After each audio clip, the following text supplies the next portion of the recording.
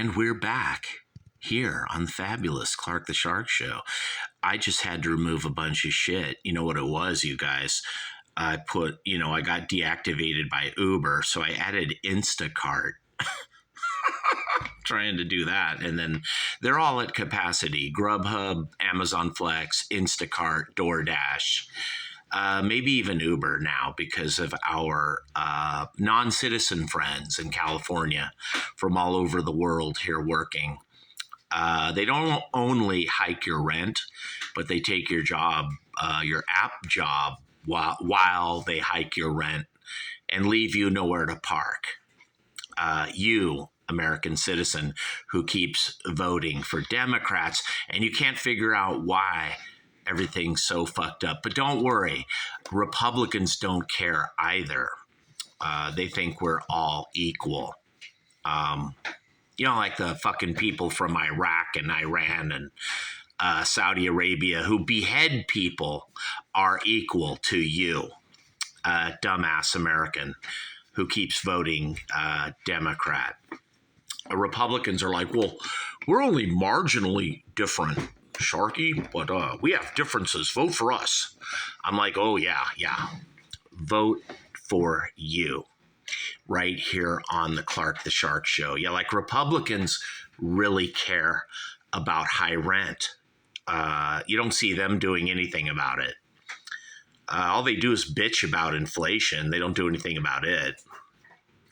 Of course, we know the Democrats are corrupt and they love high rent, high inflation, and they love high prices, full knowing well that they can steal elections because they control the vote counting or something like that. I don't know.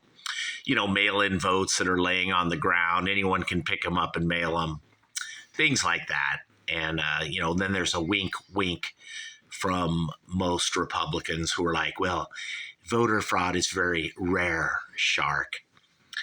Maybe it is, maybe it isn't. I don't know. It's probably not as widespread as Trump says, but it is out there right here on the Clark the Shark Show. But I was talking about Uber Eats and all the problems. And one of my big beefs about Uber Eats is the rating system. If you're short, you're 5'5", you're not good looking, you're older, or you're black, Hispanic, short, not good looking, or a fat girl that's not good looking, guess what you're going to get? You're going to get low ratings at Uber, Lyft, DoorDash, Grubhub, Amazon Flex, and everywhere you go in life. You're going to get profiled and shit. If you're not 6'2" and good looking, or a really foxy, hot chick with big tits, you're going to get a low rating. I can't get this through the head of the liberals or the Republicans. They just don't get it. They're like, well, everyone's unlucky, Sharky, who isn't one of life's lottery winners, as Barack Obama would say. Barack Obama was right on when he said life's lottery winners, because it really is true right here on the Clark the Shark Show. And I want to believe that working hard will get you to the top. But if you're ugly and short, or something, and you do work your way to the top, really in the end, what have you? If you're black, a short little Hispanic person, or a funny looking Asian guy, you might have a lot of money in a big house, but at the end of it all, you look like that still, right here on the Clark the Shark Show. So this is why I don't like the Uber rating system, because it's a beauty contest. It might be one thing to rate people who are in your car, who are acting drunk, or, like douchebags, or they're intoxicated, and you give them a 1 star because they're fucking up your car, breaking your window, or slamming your door, or puking out of your car, or maybe even in your car, something like that. But them giving you, the driver, a rating, all you're doing is giving them a fucking ride somewhere. See you later, bro. Have a nice night. And then they give you a 1 star. That's pretty bad with the passenger rider thing. But the food delivery app thing where you're giving people food at their door and then they're giving you a bad rating, that's really weird. That needs to end. Now, here's another thing. There are rival Uber, Lyft, DoorDash, Amazon Flex, Postmates, if it's still around, other drivers at houses and apartments. And guess what they do? They hand out low ratings. Why isn't that interesting? Uber, DoorDash, all you companies, Grubhub. That's right. Someone at an apartment also drives for Uber, Alfred. Well. What do you know? Right here on the Clark the Shark Show. And that's why they give you low ratings. But if you try to talk to the tech people at Uber or Lyft, you get someone in India or China or Ukraine or Russia who don't even understand what the fuck you're saying. And you're trying to point things like this out that are very common in America, but maybe not so common in other countries, or maybe they are. And the person in India knows full damn well exactly what you are talking about right here on the Clark the Shark Show at 1-800-449-8255. But I'm not talking about Uber anymore. Fuck that company. I'd like to say they have their head in the sand, but they don't. They know full well what is going on.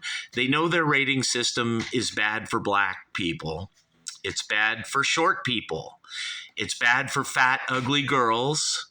It's bad for funny-looking, people, Asian people, people from the Middle East, Rating system's bad, Uber. Get rid of it. Matter of fact, it's like racist. Get rid of all rating systems. Usually it's run by AI anyway. It's not even real. It's just like an algorithm or some shit. I'm surprised some judge in the state of California or elsewhere hasn't ruled against rating systems, because really, when you break it down, it's a form of profiling right here on the fabulous, gratitude-soaked Clark the Shark Show. But I'm talking about Iron Butterfly Ball, this album from 1969, which is the follow-up to In-A-Gadda-Da-Vida. Now, this album, you guys, doesn't sound anything like In-A-Gadda-Da-Vida. The songs are short. Not real short, but they're shorter than In-A-Gadda-Da-Vida. And this album is sorely lacking, like a red thumb, and In-A-Gadda-Da-Vida song, you guys. They're trying to be a regular band here. And, when you're Iron Butterfly, the authors of In-A-Gadda-Da-Fucking-Vida, baby, you better come up with another In-A-Gadda-Da-Vida. Don't try to go, like you're the Who or the Stones or, the Beatles or what are you doing? You guys aren't what they're just trying to make a rock and roll album here, a boogie woogie blues. It's a kick-ass album. It's good. But come on, you guys. The Doors had Light My Fire, and, when the music's over, and then, they would maybe try to do that again or something. Maybe it's wrong of them to do that. I don't know. But, I know the Who did a quick one, and that was done once and never done again, although the Who Sell Out and Tommy are kind of like rehashed, redone versions again of the Who, a quick one. Not quite the same, but rather similar, but different. Yeah. But Iron Butterfly just doing a traditional album, Iron Butterfly Ball, 1969, where all the songs are, just ordinary rock and roll, bluesy, hard rockin' songs. And this album is really good to me, Clark the Shark.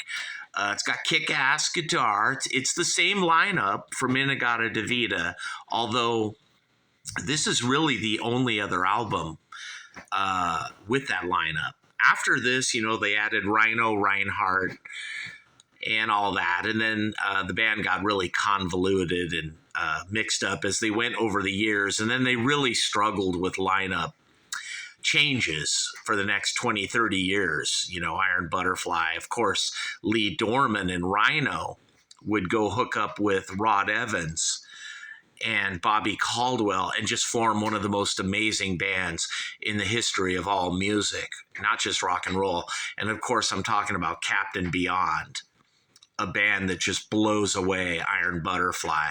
Not really, but sort of they do. But then again, Captain Beyond blows away like The Who and Zeppelin and everybody.